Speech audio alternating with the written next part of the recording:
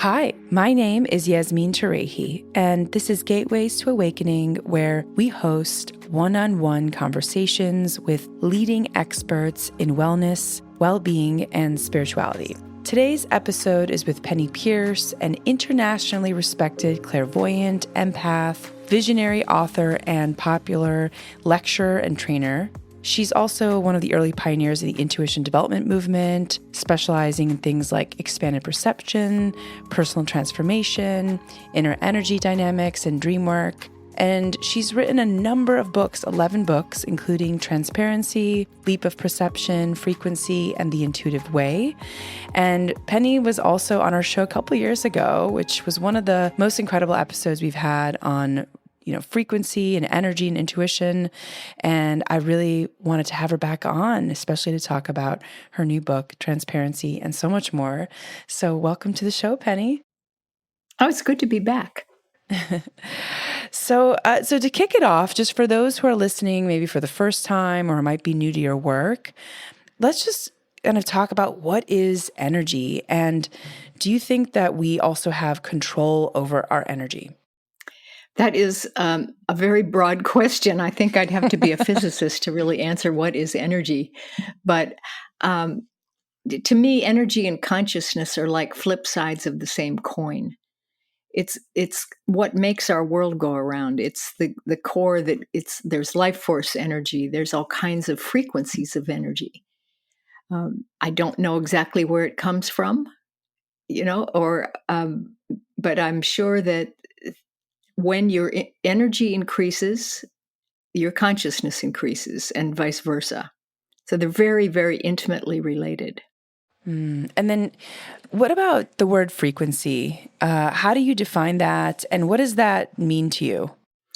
It means the speed, I think, of the energy, the sine waves and how close they are together, how high they are, how low they are, how slow, how low, and each different frequency is a different kind of consciousness.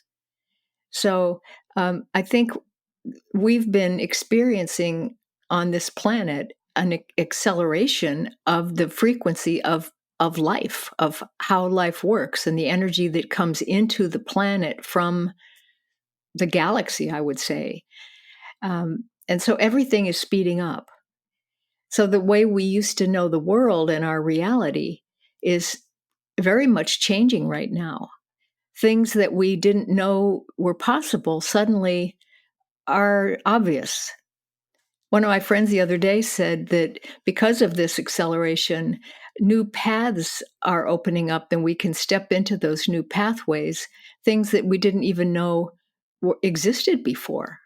And suddenly now, knowledge that we never thought we could understand is understandable, and if you think about how much more we know now than we did even 10, 15 years ago, it's pretty amazing. So true. Yeah. And it's been kind of wild. Just even, folks who are listening to the show, I feel like 4 or 5 years ago, these conversations, at least in some of my social circles, weren't as accessible or people weren't as open-minded. And now it feels like, oh yeah, of course, people are intuitive and it's a very kind of normal, experience. So what about in terms of, how does changing our own frequency change our life? Well, first of all, I think changing our own frequency is something that is happening to us. It's like it's happening in the planet. The earth itself is vibrating faster. And so our bodies are starting to vibrate faster. And when the body vibrates faster, so do the emotions, so does the mind. And the faster the frequency that we adapt to, the more spiritual we become. Or let's say we remember how spiritual we actually are. And so we go into a lot of the higher realms where the frequencies are very, very fast and very refined. And suddenly we start remembering ourselves. Who are we really? We're not just this little personality and body down here giving into pain and suffering. There's a whole higher reality that we're starting to understand is the truer reality. And in fact, it's starting to integrate with our physical, earthly habitual reality. So that the more I open up, for instance, and allow these energies to help to adapt me you know to live that way, things become easier and easier. It's a little scary at first because it's like we have to get rid of or let go of all the familiar ways of knowing the world, and how everybody can get angry and mean, and oh, it's just the way we were brought up as children. Yeah, but wait a minute, that's not who we really are. And it's becoming more obvious or easy to just say, well, that's not who I am right now. And that's not, I don't need to hold those old pains or this old illness or whatever. And we're starting to drop a lot of the negativity, not even having to process it too much, really, just try to understand why it got stuck in the first place. And then when you let that go, suddenly the soul's energy, that higher spiritual unified energy, can flow through our mind and flow through our feelings and sensitivity and into our body, and everything starts aligning, and working kind of at octaves of the same note, if you will. And then it's like so much harmony and joy starts to fill our lives, and we remember how life can be. So it's really powerful. Hmm. And can you talk about the concept of your home frequency? I know we spoke about that the last time you were on the show, but for the people who are listening for the first time, what is the home frequency? And you mentioned earlier that, the frequency on the planet is shifting and moving faster, and so we're all getting an update. But I'm also curious how we can take action to shift our own frequencies as well. And I ask that specifically because I practice a lot of Kundalini yoga, and I've noticed that has made a major shift in my own personal frequency. Yeah. Before I talk about home frequency, I think we have to understand that we go through a myriad of frequencies during the day and during the night. We are focused into our physical body and maybe up close washing dishes or doing some task, or we get focused into an emotional reaction to something, or some kind of more refined sensitivity when we look at a flower, or our dog doing something funny. And we're just up and down and in and out, and all the time. And even at night in the dream world, we go through different dream zones. Some are like the astral plane, where there's a lot of emotional turmoil, and then others are out at the causal level or the akashic record level, which is the um, memory banks of the planet. And we have the great wisdom, and we can bring that back with us often. So we are vibrating constantly, and we go through moods. We go through different states of being. Um, what I'm trying to do as an intuitive is to pay attention to these subtle states of being that are underneath the surface of the world, underneath our typical conversation, and work with those, because there are times when we can become very contracted and tight, when fear enters the picture, and worry and anxiety, and that tightens things up, and it makes an energy contraction. And that's when people say, I feel stuck, you know. Um, and what you can do is shift your thought, or shift anything. You can start moving your body in a happy way, dance, run around, take a walk, and you can change your emotion. Or you can actually think yourself through.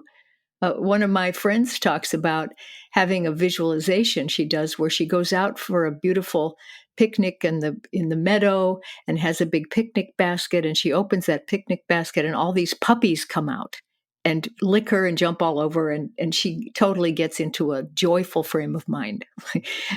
But you can think yourself into it, because what you place your attention on is what starts to occur. So, by modulating any part of our personality, we can change our vibration. So then the home frequency, to me, is a state of being. It's almost like the soul in the body. Who am I really?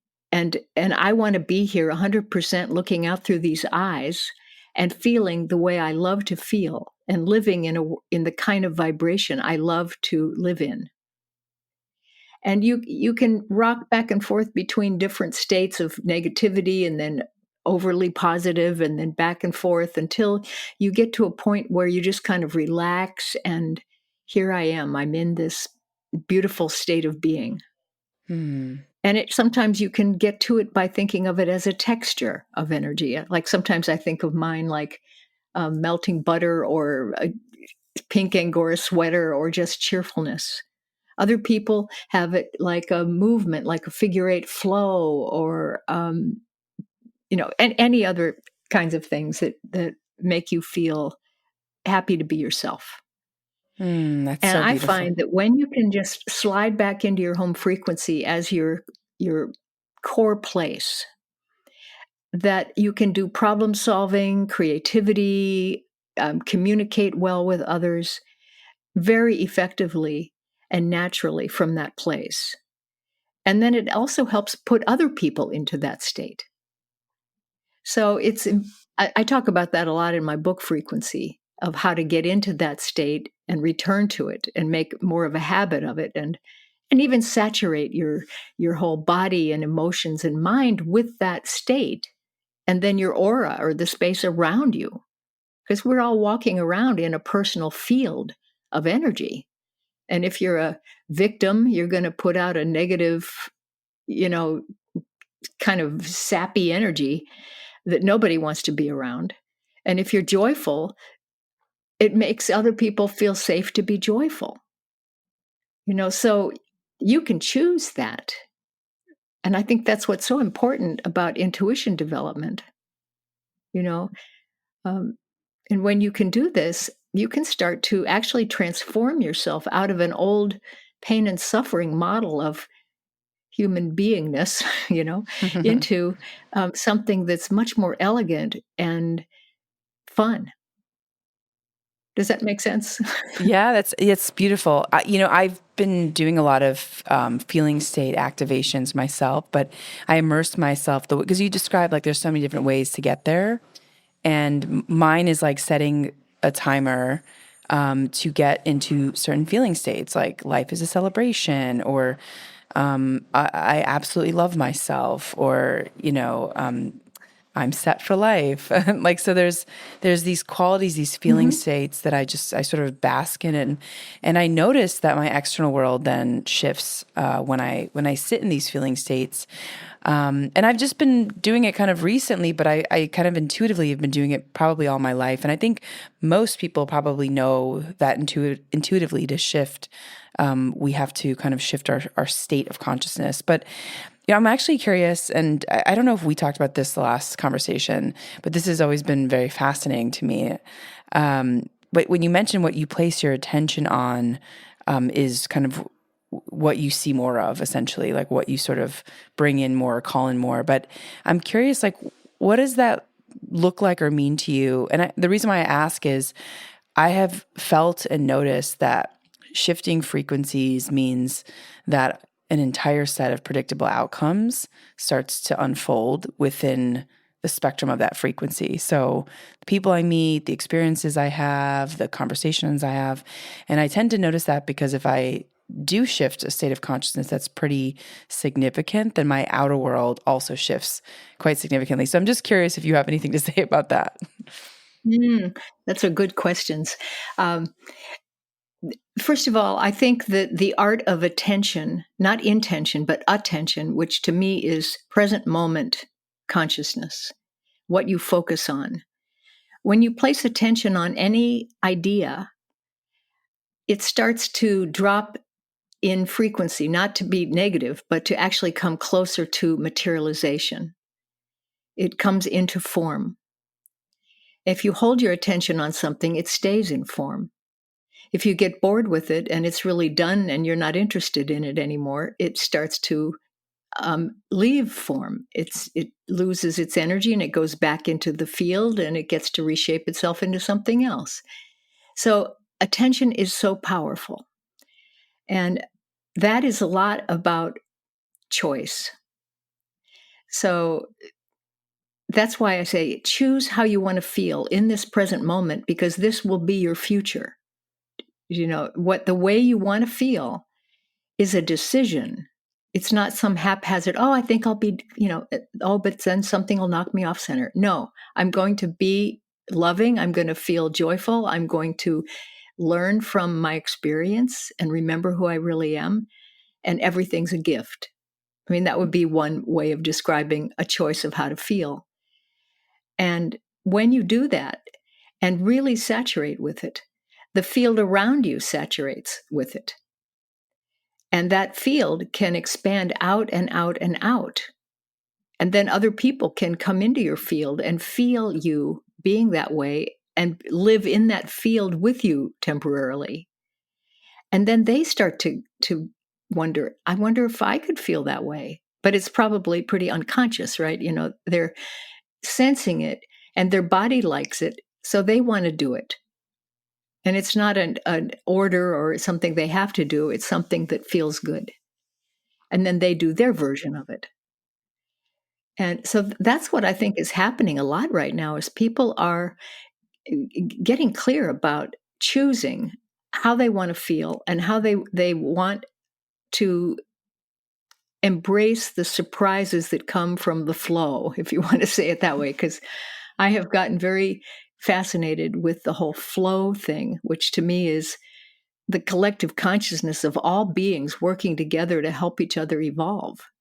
And it's very wise because it has so much wisdom and perspective from all the beings and all the higher consciousness, so that whatever you need, the big we, the collective self, will give it to you.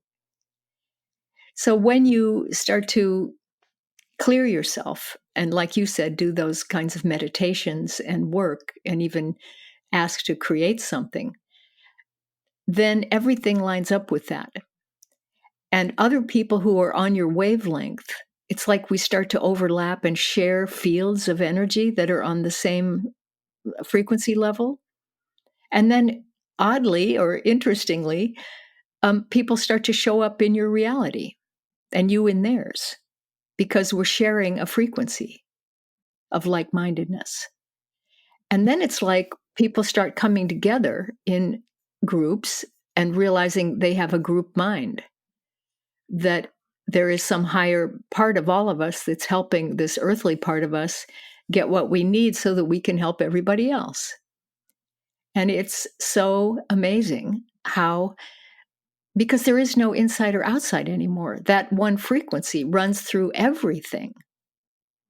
And when you choose one, that's what runs through everything. So if you're negative and mean, then you get meanness and negativity in your own world. And if you're feeling loving and grateful and generous, you get more of that. You get more good luck. So, and that's how transformation happens. Transformation is not just change. It's Right, something right. big.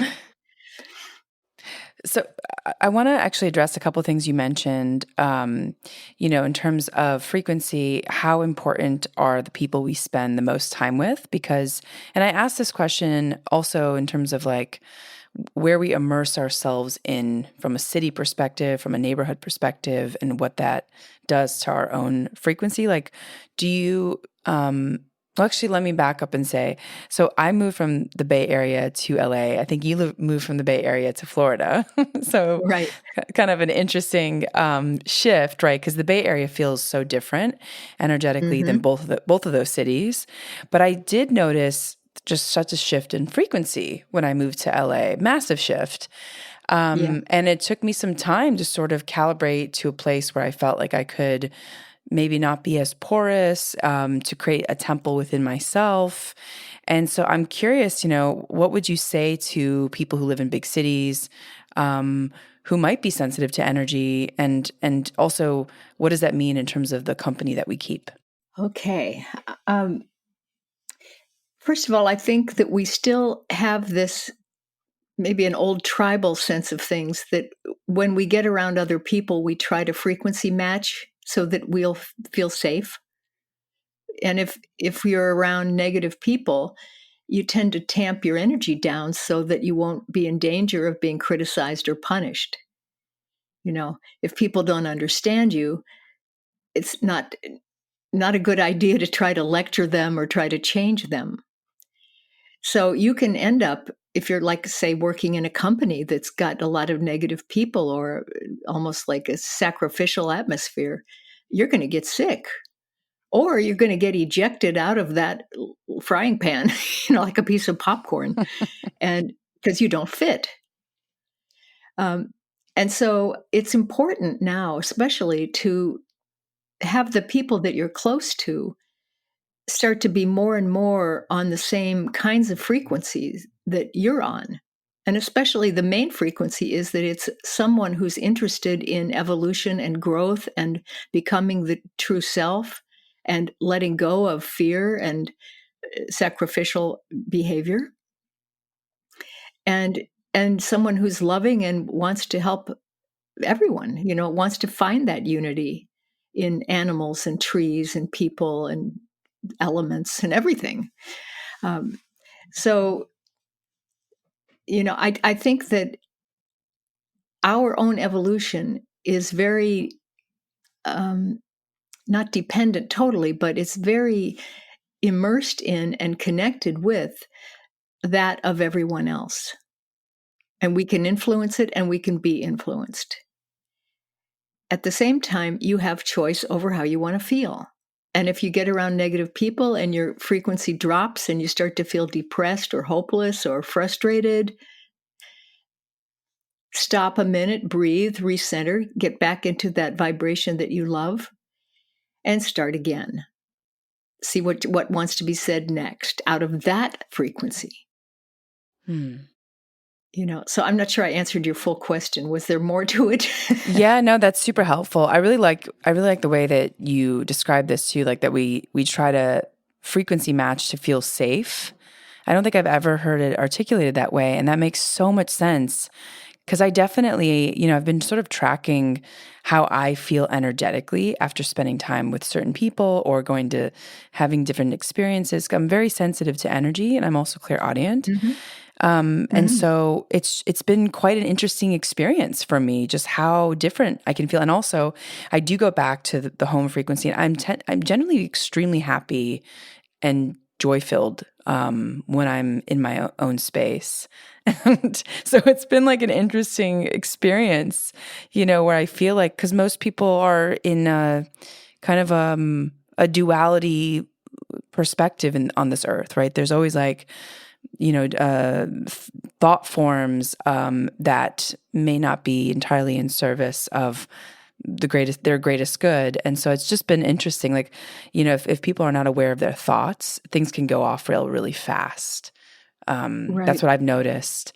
But yeah, so I'm curious. I guess, you answered my question, but I guess I'm asking more of a personal question. Well, I get the thing about the cities too, because that's a huge collective consciousness that when you go into an area, even if you're not right in the middle of the urban setting.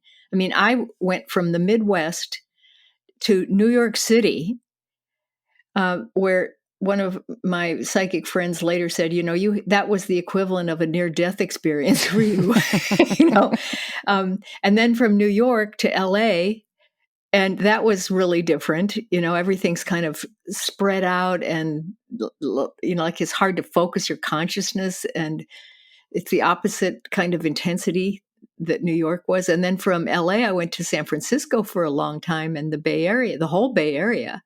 And then from that, really exciting kind of, I used to call it spaghetti energy, just all these ideas everywhere. I ended up coming to Florida to help my mother, who was dying, and it's almost like a sedative here. It's so peaceful, and the water energy and the birds and the depth of going down through the ground, and there's no real rock down there. It's like solidified shells, and it's very different. not good, not bad. They're all different frequencies. And I guess that's what makes life interesting in a way. But I can tell that there are times I really need a shot in the arm of some other people to physically get together with and brainstorm, and like we did in Marin County, and uh, and here it's more conducive for writing and quieter kinds of things. Even though Florida, where I am, is kind of a crazy place, with the bikers and all the kind of energies that happen here. That's entertaining in an odd, um, personal self-expression, creativity sort of way when I can enjoy watching it and stuff. But I know what you mean, and part of the role of the frequency increase is that we're all becoming highly sensitive. I call it ultra sensitive. And that means we're becoming much more empathic. We pick up energy information now, that is kind of encoded in these waves, and it's encoded in fields of energy around different power spots or different cities or different stores, or neighborhoods. And so um, Yeah. I think part of the big practice for me now is to notice what you're noticing. Be mindful in that way where you're saying, "Oh, look at the energy just shifted. What is this now? And is there a message in it for me?" So even something that seems like a snag or something negative, frustrating, it's just another experience. It's just another energy wave. So don't label it, but enter it. See what it is. Often, if there's a snag there or something tight or tingling in your body, there's something trying to surface from those deeper subconscious realms where we haven't, paid attention to what's going on below. But now all of Mm. that is surfacing because, this is another thing about frequency. Subconscious mind is where the fears are stored and suppressed. Those are very low frequency energies.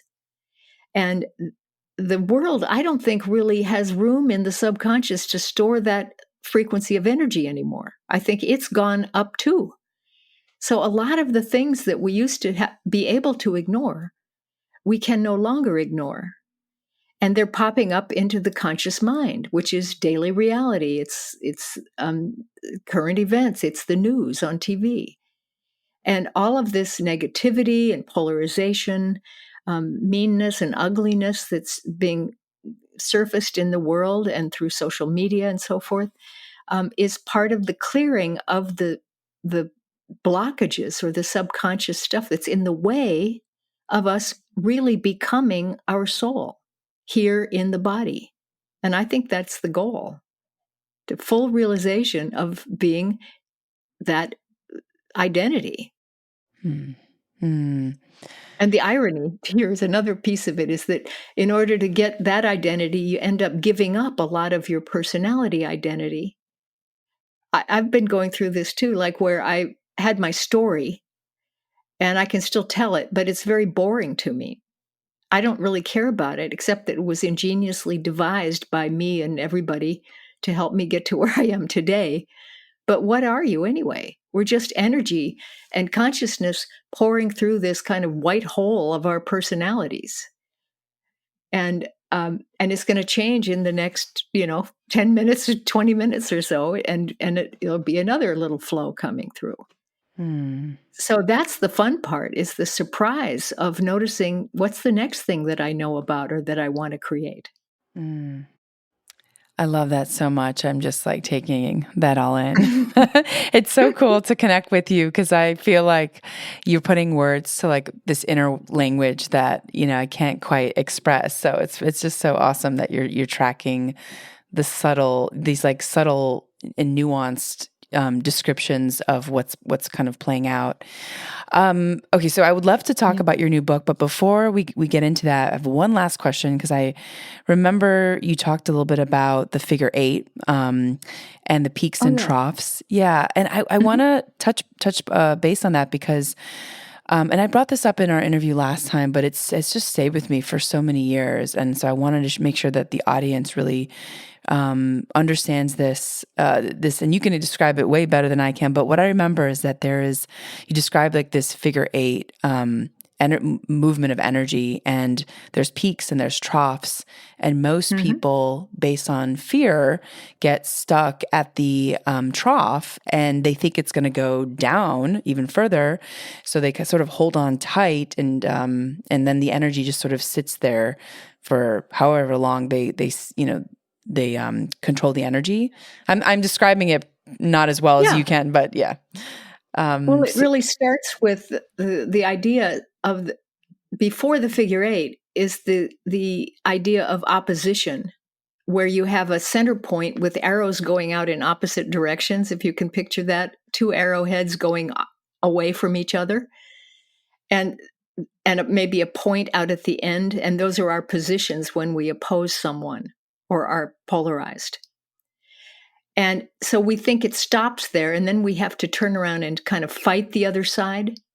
But what really happens, if you slow down and pay attention, is that you get out to that far end of the opposition, and it doesn't stop. It starts turning. And then it starts flowing back slowly, and it makes a turn, and it comes back to the center point. And it doesn't stop at the center point again. It keeps going out the other side, and it goes to the other point, and then it slowly turns and makes a turn, and it comes back around, and it comes back toward the center point again, and then it goes back to the other side. So we are in this figure eight flow, but we're not paying attention to the turns at the end, because the mind stops it right there and defines it. Well, life is like this. No, it's not. It's like that. And then there's a fight, or a struggle. But if you slow down right there and allow it to keep moving, the flow is moving, and it's going to take you from one insight or one idea to the next, to the next, to the next, to the next, to the next, to the next. And then you come back to the center point of the figure eight. And that's where everything comes together and finds unity. Then when it goes back out again, you see the other side, that you take the other position. And now you can see back to where you were before, and you say, oh, well, they're just two sides of the same thing. And it's a way of getting out of opposition and, resistance, because we just have to remember the turns. Every time you think you're stuck in an idea, a definition, that this is the way it is, it's not going to stay that way for very long, right? It's going to keep moving. And if you'll just let it be and keep going with it, you'll start to feel insight and perspective about what it was that you were taking the position about. And that has something to do, too, if you look at a sine wave going along a line, so on the top half, there's a bump, and then it goes down to the bottom half, and there's a bump, and then it crosses the line again. I think this is what you were talking about, is that we can go to the upside of the swell. And almost this is like being bipolar, or manic depressive. You can get so high and so active and so everything that you want to stop it there and have life always be that way. But that's the ultimate out of expressiveness. And then that turns, and this is the turn, and it comes back down, and it goes down to the other side. And instead of being depressed, that trough is really what we would call liminal space, where at the end of every cycle of creativity, you go, well, look, I did it. Isn't that great? Look at what I produced. I'm so satisfied. And you kick back, on your front porch, and watch life go by. And you feel good. You let it be. You don't have to do more. You don't have to keep it going. If it wants to come back, it'll go back around again. But basically, when you stop and let things be, you re-enter the being state, which is the soul. And now you get new inspiration, new ideas, and a new cycle of growth and creativity, and you go back toward the cycle on the top lump, back to the high point. But they're not better or worse. You can't have one without the other. Mm. Yeah. Does that So, make sense? oh yeah, it makes a lot of sense. It's just it's so funny because, without knowing this model, I think I noticed the times in my life where I stayed at that kind of the liminal space, but like felt like I was never going to go back up, Right. like I was just, That's wow, because I of the guess. left brain. Right. That's the left brain saying, well, this is the way life is now, I guess. Right. Instead of having spaciousness and time to reflect and, I remember my sister used to come up in the morning and when I'd visit her and she would just be sitting on the sofa doing nothing. And I'd say, what are you doing? She said, I'm staring into space. Mm. Like she needed that in the morning. Just let me be. And that's part of it. It's like clear things out, have openness, and we need it. Well, I wanted to also see if you could maybe shed light on this kind of phenomenon that I've been experiencing when it comes to time. So I know you've talked a little bit about time and meaning of time, maybe tangentially in your books. And I might be wrong because I know you've written 11 books. I have certainly not read all of them. But I don't experience time the same way most people in my social network experience time, just based on, hundreds of conversations. And I'm curious, like, what your thoughts are on that, because I find myself having more free time than anyone I know, and then being able to produce and finish things, finish multiple things, really pretty quite fast, but and also managing different careers. But I also find myself having more free time than most people. So I'm in this like strange conundrum. I'm like, I'm not really sure what's happening. Well, my sense is that when we live more in the present moment and notice what we're noticing, engage with what's come to us, and know that it's come for us, that there's something valuable in this gift of every moment that we can use, and just stay there, it becomes like a magnetic space, and then everything flows in toward us. But the usual way is to project your mind ahead and say, "Oh, I have this deadline and I better hurry up and I don't have enough time," and then you don't get enough done. It's a weird um illogical kind of way of thinking, is that if you're in the present moment, then you won't get anything done. And if you rush and go forward and push, then you'll get a lot done. But it's actually the opposite. Mm. So when you're in the present moment, you have all time. And when you're either behind the moment or ahead of the moment, you have almost like no time or little time, or the Mm. experience of time, let's say, maybe. I don't know. Um, but I have been experiencing that as well. And also that I think one of my other friends said that she feels like she's jumping timelines. Yeah. Like what used to seem like it would take a long time, as a process, a linear process, we're jumping into a way of perceiving reality that's not linear. And so it happens in the moment. And the moment is this giant sphere, this big ball filled with all the frequencies, all the consciousness. And you're in the center of it. And anything you need is already in the ball with you. You don't have to go to the outside world to get what you need because you already have it. And this is starting to dawn on us that, oh, I have the help I need. If I need it, I can ask, I can think of it, I can put attention on it, it will show up. And things are fast these days. I'm seeing a number of people who are having instantaneous healings of things. Hmm. What used to take a long time in a linear way. And the left brain is conditioned to that, so it's having to, open up and start to understand and digest this idea that things are happening in the moment. That means simultaneously, right away, right? You think of it, you can have it. It's like things are the time gap between when you think of it and when you get it is getting shorter and shorter. And that's probably why you're able to do so much. And then you have that free time, which is liminal space, to allow celebration and to allow creativity and playing around in the imaginal realm, so that to bring in new flows, to allow the new flow, if it wants to shift itself, you give it space to do that. Hmm.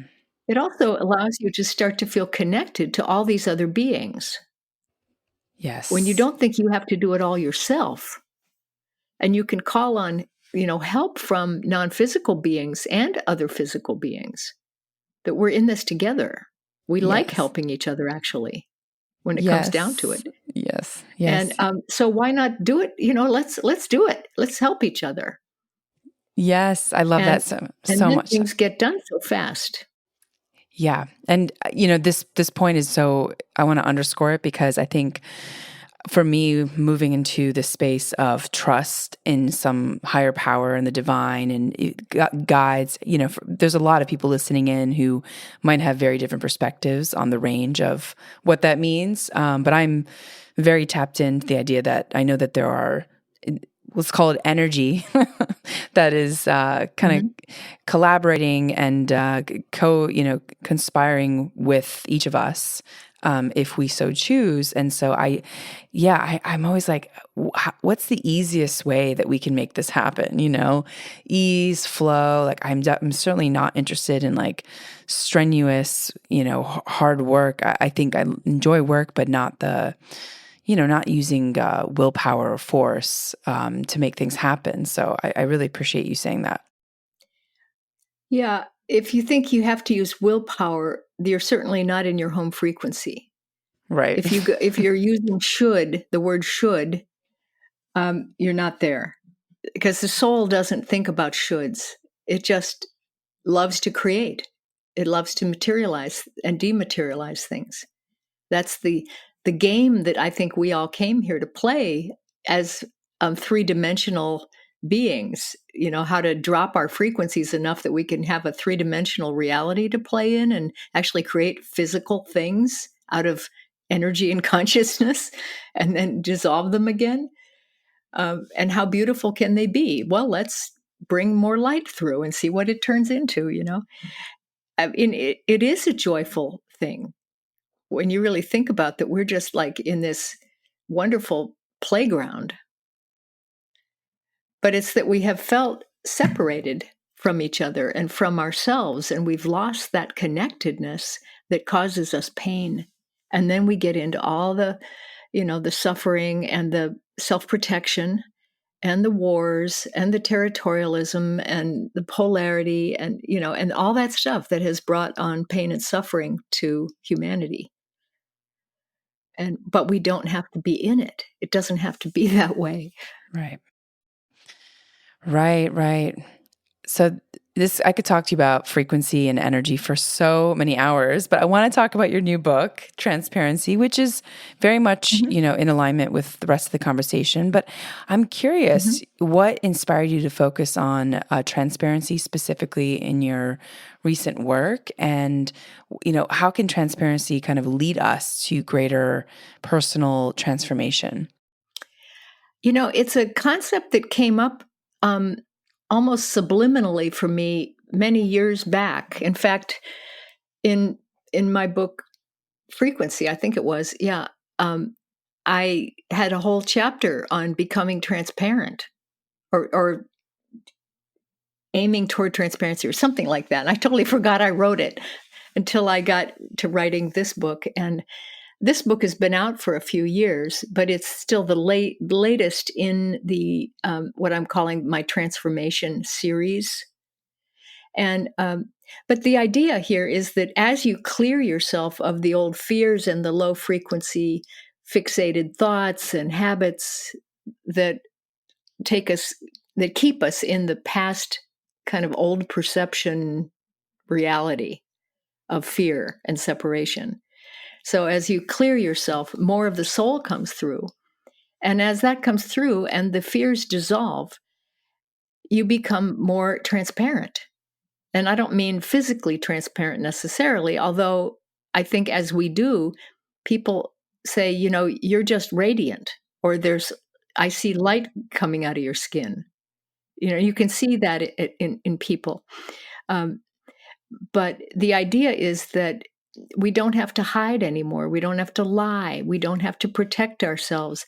Just be exposed for who you actually are, because it's beautiful. And even your mistakes are just funny, so why not share them and then see how you got out of it? It's no big deal. It's part of the oscillation. So, yeah, the book Transparency is very much about um, a lot about clearing and how that works, but also about, as you do become more transparent, you can see through other people. It's like you've got the Superman X-ray vision, and you start to see the truth, that you don't stop at the surface.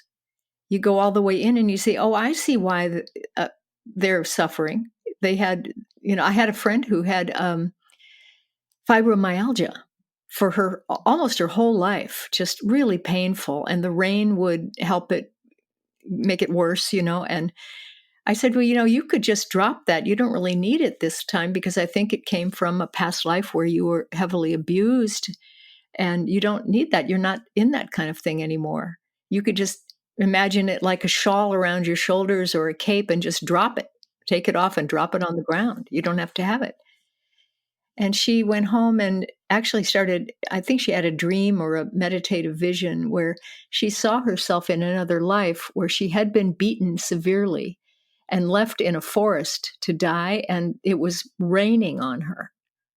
And it was so painful. And it's like that became a bruise on her energy body. Do you know what I mean? It's like it impressed her, and she carried it over into this life. She's not going through the violence this time around, but she's the residue of it.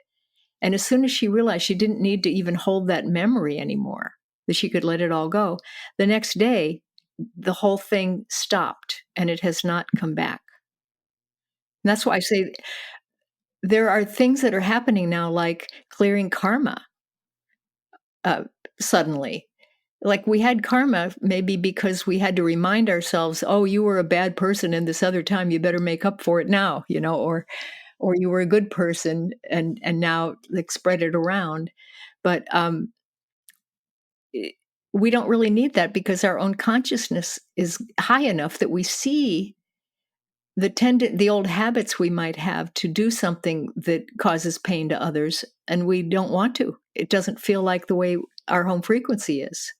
And so we just choose not to. So a lot of all those old automatic karmic behaviors and repercussions are falling away. And that's part of transparency. Other people can see who you are. You can see who they are.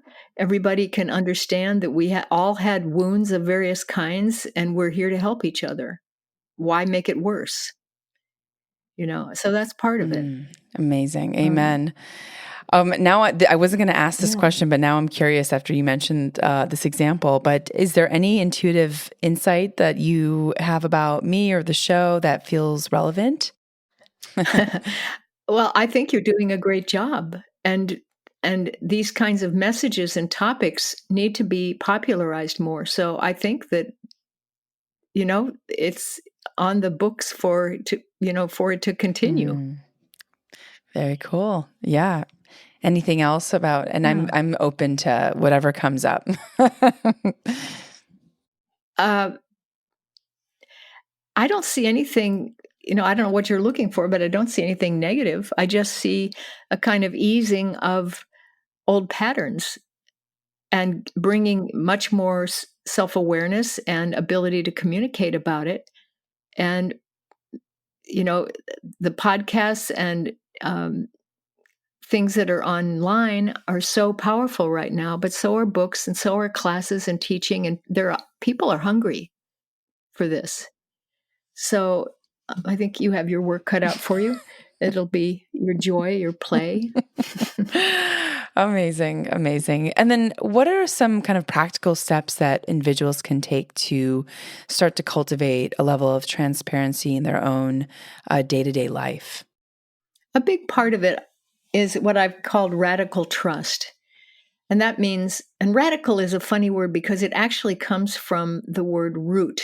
It's the root of something. Like radish is a root, But so it means to me that you trust yourself, you trust your own soul, your own motivations, you trust why you're interested in the things you're interested in. You trust that you can do things. You trust that there's a lot of help, that you're connected to all these beings that know you and you know them at some level. You trust the divine, you trust the flow. It's working. Things are actually oddly working, even though on the surface it looks kind of chaotic sometimes. But the flow is working for evolution. And when you drop into that, there's a big relief and a kind of deep relaxation that then really allows you to open yourself and be exposed and let people see you in all of your magnificence and grubbiness or whatever you want to show. We're human. We have all kinds of things. And so that transparency then is this willingness to be seen and willingness to see others. And really, this sense that you can't necessarily be injured by negativity because you're eternal. And it's a choice of what you want to place your attention on. You can actually change reality and the way it flows to you or from you. I love that. And I love that you keep coming back to this idea that you are in control of shifting your own reality too, because that's the part that I feel like gives people so much more agency, and I'm also curious, Penny, are there any latest projects or maybe new books or things that you're working on in kind of in the same scope of the conversation with any key messages that you hope to convey? Yeah, we've been working on bringing Frequency out in its 15th year anniversary edition, which will be coming out in a month or so. It should be out very soon. And it has a new cover, and I've written a whole new chapter and new preface, new introduction, and 3 new appendices. So it has, almost like 120 more pages in the new edition. So, so that's been a big project. And then I also finished an anthology book that I'm one of the quote celebrity authors of. It's called Women Gone Wild, the Intuition Edition, and it's a group of women who are largely in business, who have used intuition to change their lives. So that one has just come out. But I have been working for a couple of years on another book that's about transformation and money. And it is finished, but I have a couple rounds of editing to go through and work with it a little bit. I had some other life experiences that kept me from being able to work on it last year, but I expect it to be coming around pretty soon as the next thing in the series. That's cool. I can't wait to read it. Definitely right up my alley. Yeah, I think it's going to be a little different than a lot of the other books that are out there about money. So it's changed my thinking. I was just doing a session for a client, and suddenly I got this voice in my head saying, "You're supposed to write about money." And I'm like, "What?" I don't know that much about money. And then, yes, you have to do that. And it let go, it wouldn't let go of me basically. And so I finally started, and then information just started coming through. Excuse me, my dog is scratching at the door. Oh, if you hear that in the background. Sweet. I love it. A lot of dogs end up coming on the show. They just are attracted to the sound current. Yeah. The vibes, right? Yeah, the vibes. Yep. So Penny, looking back on your journey, what sort of things have surprised you the most? Just that I guess it's kind of I didn't try to be famous. I didn't want to do, I just followed the next thing. Excuse me, just a second. Let me follow the next thing here. Let her in. Oh. Now you be quiet. Stop. I just adopted a new dog, and she's still, getting settled. Oh, so sweet. What kind of? I have to ask. What kind of dog? She's gonna talk now. No. She is part. I think Shih Tzu and Maltese. I think is what the color, the shape is. I'm gonna put her back up. Sorry, this is the flow. I love it. I love it. I have a very so yeah. Go ahead, sorry. Yeah. Oh, and Go, oh no, I was go just going to ahead. say I have a very strong relationship with dogs. Like they often like will come and give me their paw and like look me eye in the eye. It's like we've got this like wild communication. But it's really interesting. Dogs specifically, not any other pets. Yeah, me too. Love it. Yeah. You can read their minds, and she wants to go for a walk is what I'm getting now, but well, we're almost done. We're almost wrapping up. No, I'm having fun. Yep. She can suffer as far as I'm concerned. Oh, so cute. I have such a soft spot in my heart for dogs. They're just the absolute best. Well, I'm working with her to include her in the field of diamond light energy to see if it helps her settle. She was rehomed from another person who was going blind and couldn't handle her, couldn't take care of her. So it's always an interesting process to feel that unity occurring slowly. Yeah. Oh, yeah. Love that. Yeah. So yeah. I mean, I love the whole idea of transparency. And, when I came to Florida, I was a little worried after being in the Bay Area for so long because it's quite conservative and so forth. And I have not found a lot of friends here that are, local, but I thought I better not tell people what I do. And my voice said to me says, no, don't hide, be exposed. And people who are not on your wavelength, they won't even see you. And the people who are, they will find you. And also it said, just be a clear space in the field of Florida. And I could see it. It was just like, just let other energy come through the field and dissolve anything that's negative or, out of sync. And just that's your service here in this place. So I remember that every day practically, just be a clear space in the field. That's so powerful. Wow. Are you just going to stay in Florida, or do you think you'll end up moving back? No, I don't think so, but I don't know where the next place is. I've moved a lot in my life and traveled a lot, and I've had a lot of dreams where I was sort of pretty much told I'm kind of an outpost, that I'd be placed in certain places for periods of time to, I don't know what, stabilize things or get some kind of new energy or memories.